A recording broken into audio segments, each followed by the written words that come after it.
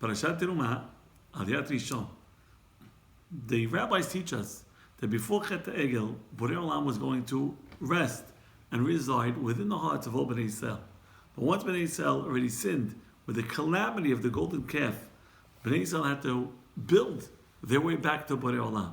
Borei Olam says to Moshe Rabbeinu, talk to Bnei Yisrael. Each one should give nedivot libo, what he wants to give in order to construct a Mishkan where Borei Olam will rest. There were 13 possible ingredients and materials used to build the Mishkan. The rabbis write, the Ben Ish Chai says, that the number 13 is significant because it's the gematria of the word ahava. The gematria of the word love. Borei Olam and Bnei Yisrael have an eternal bond, but Bnei Yisrael have to work towards that bond. Anyway, the Torah tells us about the first structure that was going to be fashioned, which was the Aron. The Aron had incomplete measures. In other words, the length of the Aron was 2.5 cubits, amot. The width was 1.5, and the height was 1.5 as well. The rabbis explain, because the Aron represents Torah. And in Torah, you always have to think, I'm not complete. There's more that I can do, more that I can accomplish, more that I can achieve. The rabbis also write that the inside and the outside of the Aron had to be coated with gold. It was shiti wood coated with gold.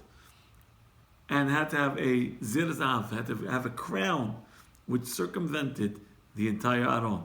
There were 4 rings by the Aron and 2 staves. And those staves were not allowed to be removed from the Aron. You know, it's an interesting idea that you had to coat the Aron from the inside and the outside. Why? What's the lesson? It's very possible we could explain it based on Rav Avigdor Miller. Rav Avigdor Miller writes that if a person wants to attain spiritual pursuits, he wants to elevate himself, he wants to raise himself, the best way to do it is to act the part, to coat yourself from the inside and the outside of gold, even though you might not be golden genuinely.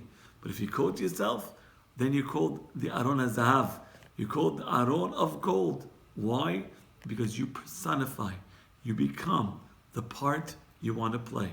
And that's the way it is with us. You might not be the greatest learner or the most righteous person, but play the part.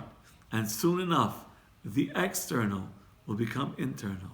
And the facade will become part of who you are. Rabbi Zeytouneh, have a wonderful day.